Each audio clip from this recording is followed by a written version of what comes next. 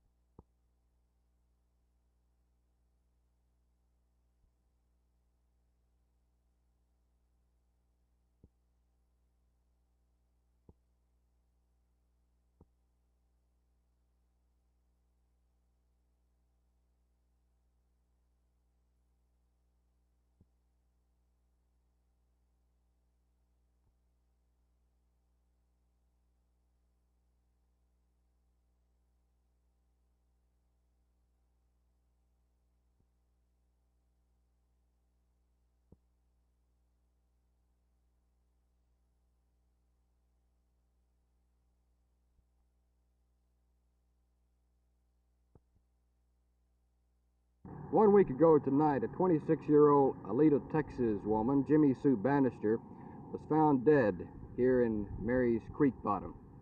Foul play was suspected from the beginning.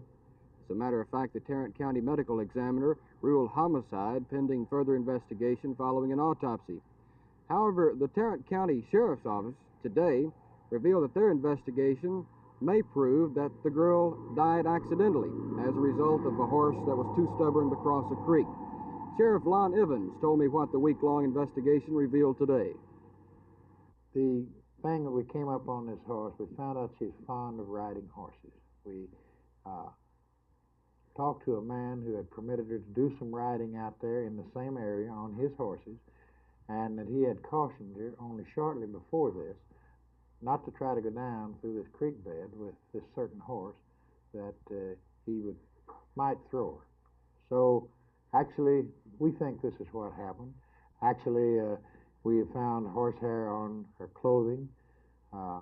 She was not sexually molested. We found her purse. We found her glasses. Her money was intact. Robbery wasn't the motive. She had a broken neck and a badly bruised side of her face, which is she was found in a very rocky area of a creek bed where she had crawled some distance, we think, to try to get to water. Tarrant County Medical Examiner Dr. Feliks Gwozdz said today he has not changed his ruling in the death until he has seen a full report of the Sheriff's Department's investigation. At this moment, this of course does not change the medical cause of death, which still remains, of course, a broken neck and a fracture of the larynx, and, of course, evidence of multiple external bruises and injuries. At this moment, the ruling was, of course, a homicide pending further investigation, and, of course, then I expect that we will be able to complete all this and beginning the next week. The final decision of homicide or accidental death will rest with Dr. Gwozdz. Captain George Adams, the chief investigator in the case, says no motive for homicide has been found, that Jimmie Sue Bannister had no enemies. Whether she was killed by an unknown person or did actually fall victim to a stubborn horse, the fact remains Jimmie Sue Bannister is dead, in a very unusual case in which the circumstances leading to her death may never be known. Jim Green, Channel 8 News on the Move, Fort Worth.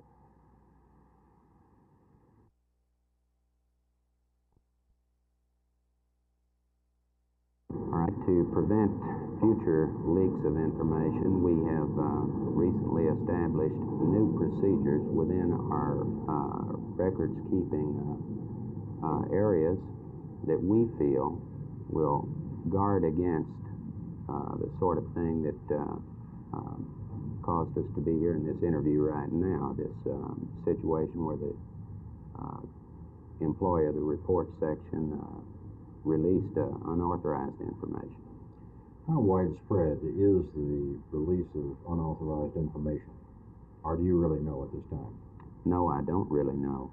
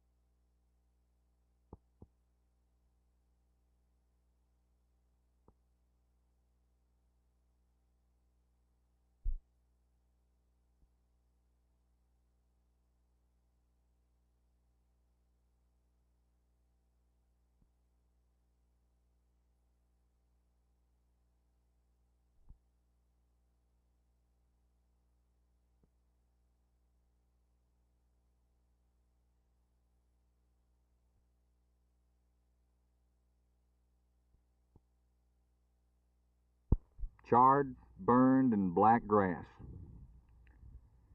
Yesterday, this area, bustling with firemen as they battled a stubborn grass fire whipped by the abnormally high winds we've been having this year. This was one of just about 30 grass fires in Fort Worth yesterday. That's just about average. This means that in a normal month, firemen will fight close to 1,000 grass fires. Speaking of normal, rain for this area is about 4 to 5 inches below normal, what it should be. Officials say the bad weather and the dry weather can now be classified as a severe drought. Today really hasn't been as bad as the past several days. For some reason, the humidity is a little bit higher, and the firefighters say that when this happens, the number of grass fires is lower. So far, only a half a dozen times today have the fire trucks been rolling. No major damage from any of the grass fires this year has been reported, but the ever-present danger that wind-whipped flames from a small grass fire could ignite a house or several houses is ever present. The only item that will ease the pressure of a grass fire is rain. And for many days now, Fort Worth residents and firefighters alike have looked to the skies, hoping and praying for the needed moisture. Jerry Park, Channel 8 News on the Move, Fort Worth.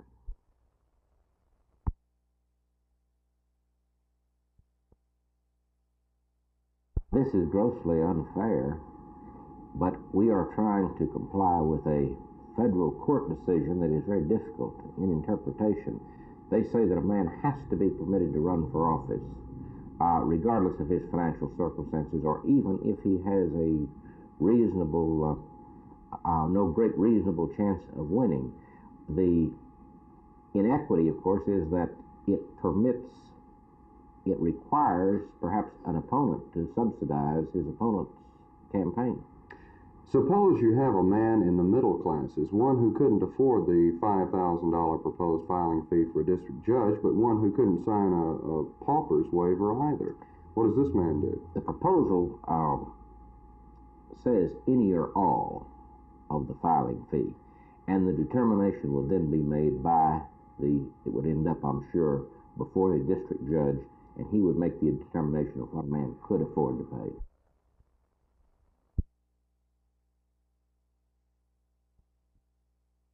Well, yes, I thought our Hudson, Gordon, and Danny Ladbo line has tailed off at the latter part of the season in first series with Fort Worth, and last night I sat Hudson out because I felt he was a little tired, fatigued, and he didn't have the same zip. He was getting pushed off the puck, and I inserted J.P. LeBlanc, and he made a little bit of difference because LeBlanc, as you know, has been injured, and he's a little fresher and a little stronger than Hudson. And Dave will bounce back, and he's a 100%er. And what about your defense, Bobby? Our defense is I have a lot of admiration for them. They've played exceptionally well. They've made mistakes, but they've played very well, as Jimmy Shaw did last night. Would you say that you almost have to have this win Saturday night to go into Omaha with a chance of winning the Cup? Well, I think so. I think it's a very important game for us. It gives us a one-game edge going into their building, and I think we can win one of the two. If we do, we'd be in fine shape. But it's a very important game when you can only play them a period at a time and a game at a time.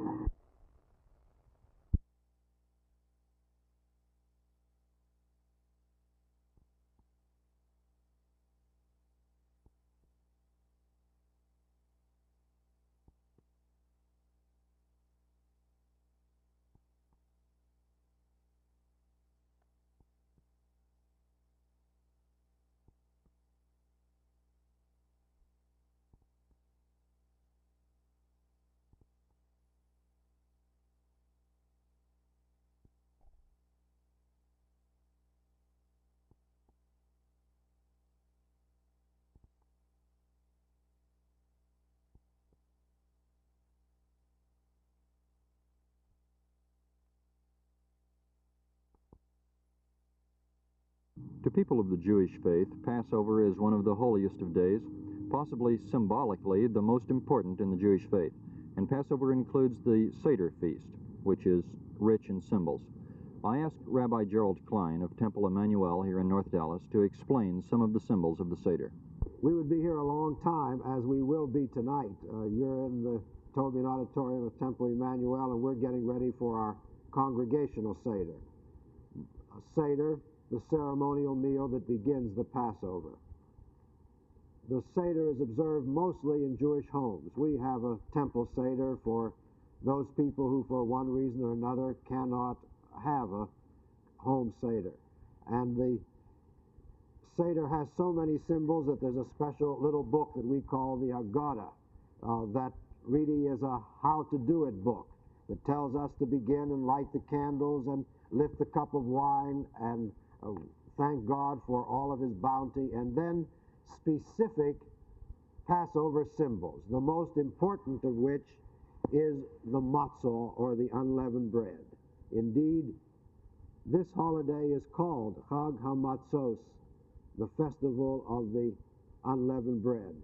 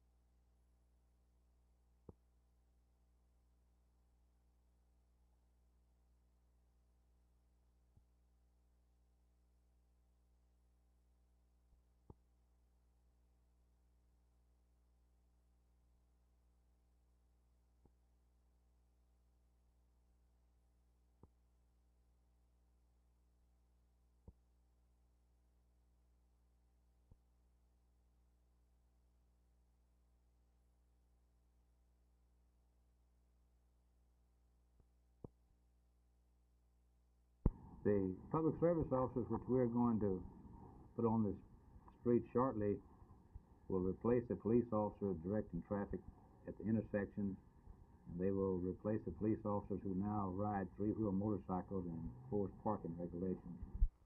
What kind of authority will they have?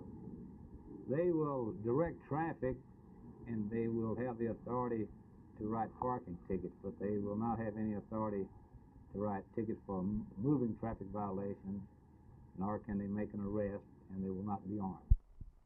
Well, I've met lots of people since I've been here in the last 21 years, and I've got good feelings toward them. They're real fine people. Do you think you're going to miss standing on this corner and watching the cars? I'll miss it to a certain extent, yes. I sure will. Thank you very much. Well, it's been a long 21 years, I'm sure, for Officer Finigan, but it's just about over. A public service officer will soon take his place at the corner of Main and Ervay. He says he's been bitten, kicked, but never hit by a car. His successor hopes to be as fortunate. This is Jim Mitchell, Channel 8 News, on the move.